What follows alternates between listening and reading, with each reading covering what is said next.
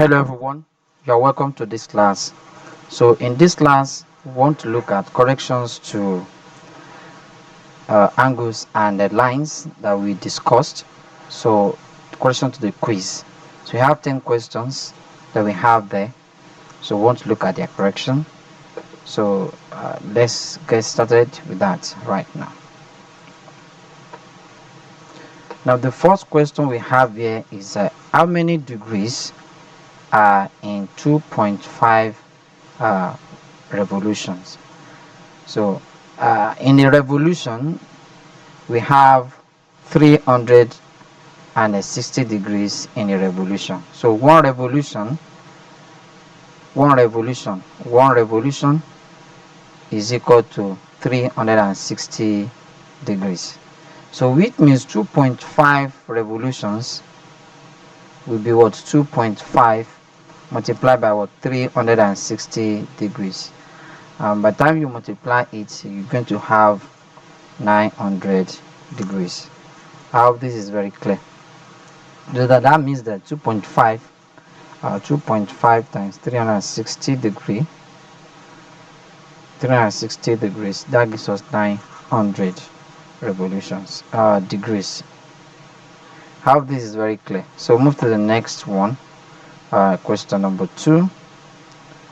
For number 2, we have how many revolutions are in 2160 degrees? That is, how many 360 can we bring out from this? Because a revolution is 360 degrees. Since one revolution is equal to 360 degrees, so how many of these 360 can we get in 2160? That means we are going to divide everything by 360. That is 2160 divided by 360. So when you divide 3, this is 360, 0 we cancel 0, so we can divide 216 divided by 36, and that gives us 6 revolutions, and the answer is here. So 6 revolutions. I hope that is very clear. So the next one, number 3. So the question is, find the bigger angle between the hour and the minute hands of a clock at 5 o'clock. So we want to look at the bigger angle. So look at the words. You have to be very careful with this kind of question. The question asks us the bigger angle. So the first thing we're going to do here, when we draw our circle, so let's have a circle here. So here we have 12, we have 3 here, we have 6 and 9 here. So this is 1, 2, 4, 5, 7, 8, then 10, 11. So at 5 o'clock, the hour hand, which is the smaller one, will be here, while this one will be here, exactly on this. So we now need to, the question asks us to find a bigger angle. So the bigger angle is the angle, this reflex angle at the back here. So right, so this angle at the back is bigger than the one we have inside here. So this is smaller angle and this is bigger angle. So in this case, so we are going to look for how many minutes we have between 12 and 5. This is, for me, is 5 minutes. So this is 5 minutes, 10 minutes, 15, 20, 25, 30, 35. That is 35 minutes.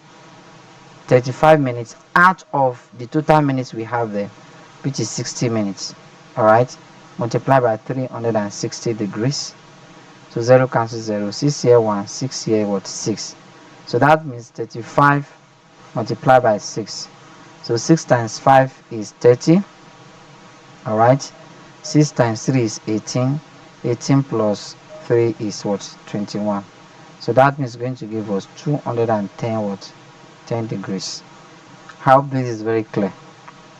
So that is how to find it. So what the examiner is testing here is for you to not make mistake of what is right as bigger angle and a smaller angle. So if care is not taken, majority of students will go and look for the smaller angle, which is this one.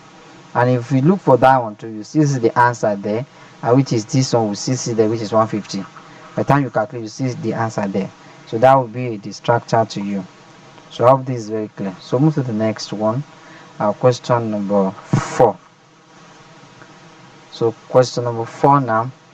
So the question says, find the angles turned in degrees by the hour hand of a clock between 10 a.m. and 4 p.m. So the most important thing for you to do is now how many hours. So find the angles turned in degrees by hour hand.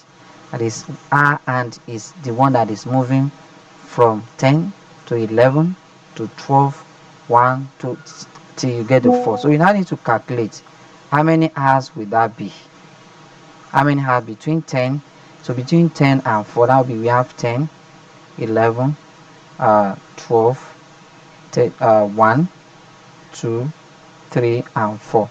So between 10 and 11, that is 1. 11 and 12, that is 2. Excuse me. This is 3.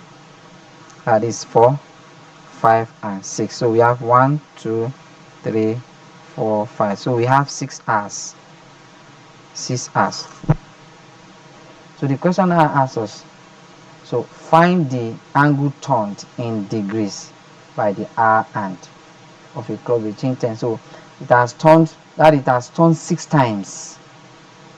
So it has moved from, let me draw it so that we can understand it better. So let me draw the circle so that we can see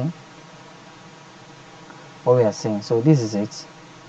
This is the circle. So we have 12, 6, 3, this is center, this is 9, this is 10, 11, 1, 2, 4, 5, 6, 7, 8. So between 10 a.m., this is 10. So after 10, you go to 11, right? So this is small hand, is to be moving like this. So it move. This is 5 minutes. 10, 15, 20, 25, 30. So that is 30 minutes. It has moved 30 minutes. So that is 30 out of 60 multiplied by what? 360. That is first step, first way of doing it. So 0 cancels 0. 3 here 1, 3 here 2, 2 here 1, 2 here 180. So that means the answer is 180 degrees. That's the first one. Another way of doing it is that we calculated 6 hours the other time, right? So out of the, how many hours do we have in the day? On this clock we have 12 hours. So that means 6 out of 12 multiplied by what? 360. So 6 here 1, 6 here 2. So this will still give us what? 180 degrees. So this will become the answer. I hope I'm making sense. Alright, the next one, question number 5 now. Question 5, find the angles turned in degrees by the hour hand of a clock between 12:30 p.m.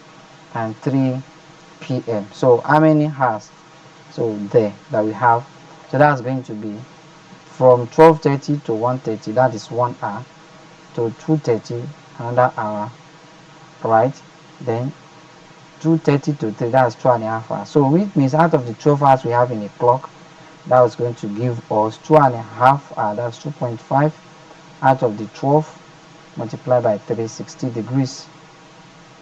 So 12 here 1, 12 here, that gives us 30, right? So this is 2.5. That we are saying that 2.5 multiplied by 30. Now, without using calculator, you can find this out. How? So you can see this is decimal. So you can move decimal to the front. That gives us 25. So because of that, you cancel this 0. That will be times 3. So that's 25 times 3. You then give us 75 degrees, which is this answer here. I hope that's another concept you have learned today. So when you are multiplying a number by decimal by a number that has 0 at the back, so it just counts how many digits do you have after the decimal point. You have 1 digit.